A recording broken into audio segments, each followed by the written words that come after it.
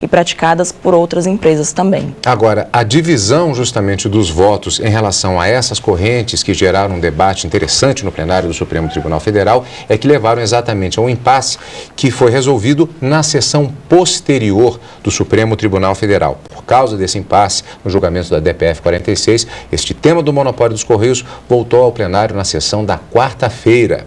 E é o que nós vamos ver no próximo bloco do Síntese. Síntese está de volta, desta vez com os destaques da sessão plenária da quarta-feira, dia 5 de agosto de 2009. A curiosidade é que o destaque daquela sessão de abertura de trabalhos do segundo semestre, na segunda, dia 3 de agosto, foi também o destaque da sessão de quarta-feira. Com a presença do ministro César Peluso, o julgamento da DPF 46 foi retomado. Nós vamos ver dentro de instantes o voto do ministro, já que houve este cancelamento em função do impasse que aconteceu na sessão anterior. Lídia, qual foi esse impasse? Há uma definição, inclusive, com relação ao número de votos que deveria ser alcançado, que é o chamado quórum qualificado.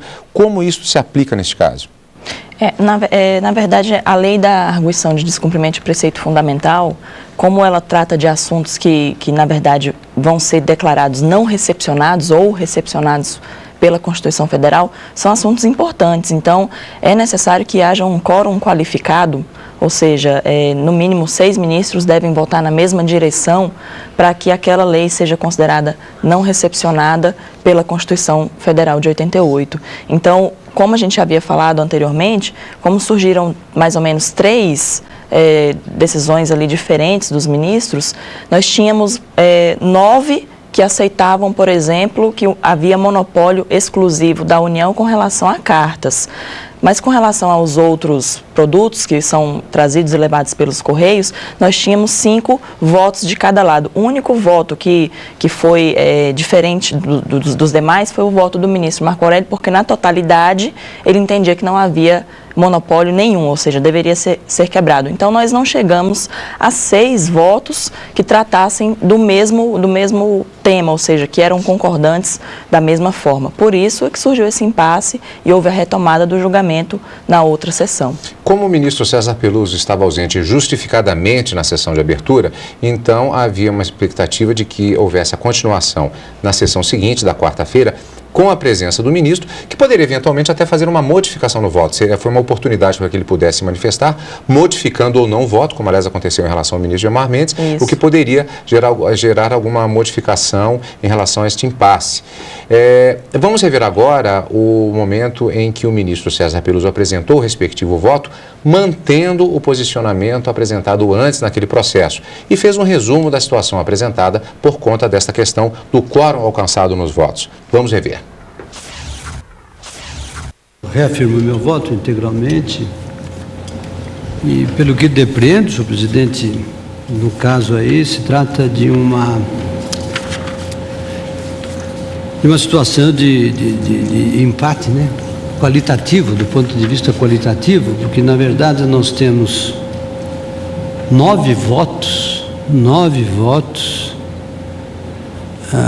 quanto à recepção em relação a cartas e 5 votos de recepção quanto ao restante e 5 votos de não recepção quanto a esses mesmos objetos, de modo que de fato há uma situação de empate e da qual, senhor presidente, não vejo como nas circunstâncias, nas características do caso, encontrar-se a solução do voto médio.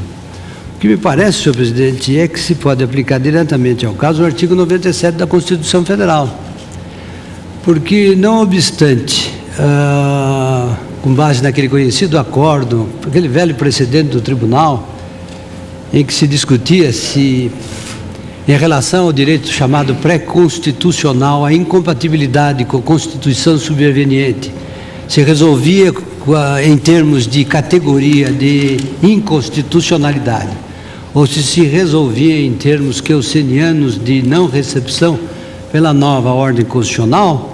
O fato é que, substancialmente, o fenômeno jurídico é de incompatibilidade teórica da norma com a Constituição ainda que esta seja superveniente.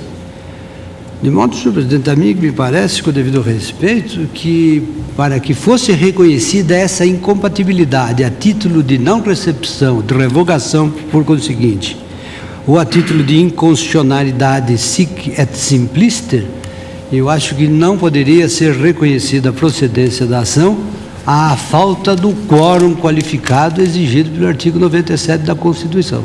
Ou seja, não há maioria absoluta para a pronúncia de um juízo de incompatibilidade entre a lei e a Constituição vigente. É nesse sentido que eu estaria propondo ao tribunal proclamar o resultado do julgamento, que, não tendo sido obtido o quórum especial para a pronúncia de incompatibilidade ou pronúncia de inconstitucionalidade ou pronúncia de revogação, a norma, o diploma normativo subsiste. É como me parece, com o devido respeito.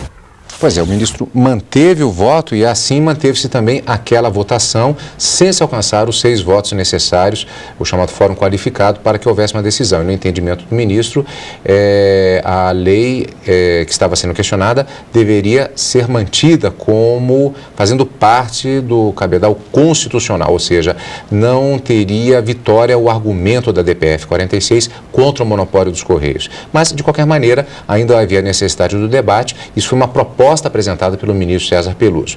Os debates continuaram e a solução para a questão do problema do quórum veio na análise do voto do ministro Carlos Aires Brito.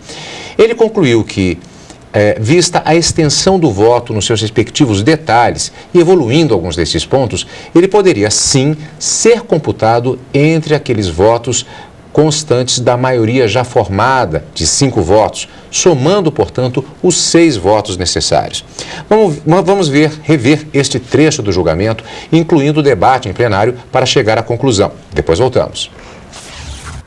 Eu também afasto do âmbito de incidência as encomendas, ou seja, os volumes entregues, não é, para destinação a terceiros. Então, eu excluiria exclusivamente do meu voto ou do âmbito de incidência material dessa expressão constitucional serviço postal, os impressos e as encomendas. Portanto, boletos, contas... eu deixaria. Deixaria no conceito de cartas. No conceito. Portanto, na verdade, então nós temos maioria no sentido da...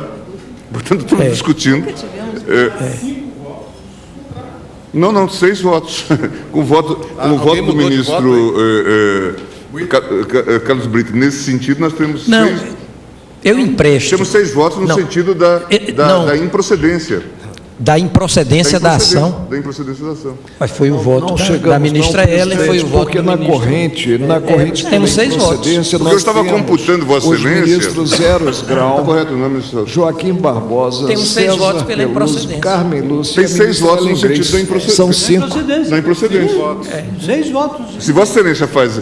Porque o meu conceito de carta não é reducionista, pelo contrário. Tá bom, eu tinha... Amplia. Por exemplo, julga quase totalmente improcedente. Isso. E recepcionada a norma. Exatamente. Perfeito. E, portanto, logo improcedente. A norma. Portanto, Ninguém interpreta melhor o voto do que aquele que o prolatou. A frase do ministro Marco Aurélio foi emblemática, já que se tratou de uma análise feita pelo próprio ministro Carlos Aires Brito, verificando que havia o que poderíamos chamar de aderência daquele voto à maioria formada, mas ainda abaixo do quórum necessário para fechar a questão. E, na verdade, analisando os detalhes e vendo a similaridade de alguns pontos e evoluindo para que houvesse justamente este encaixe do voto, para que houvesse o quórum mínimo de 6 votos. Lídia, podemos analisar esses detalhes do voto do ministro Carlos Aires Brito, que, com o perdão da expressão, no frigir dos ovos, se conectavam aos demais que votavam pela improcedência da DPF? Isso, o voto do ministro Carlos Brito foi esclarecido porque surgiu algumas dúvidas a respeito do seu voto e depois ele foi enquadrado na corrente que entendia, então, que ficaria exclusivo apenas do monopólio da União os impressos e as encomendas. Então, por exemplo, cartões postais, malotes, com relação ao monopólio, deveria ser mantido. Então, o ministro Carlos Brito entendeu que a tese dele, o voto dele, estaria mais tendente a aderir ao voto do ministro Eros Grau, do que ao voto do ministro Marco Aurélio, que era favorável à quebra total. Então, ele fez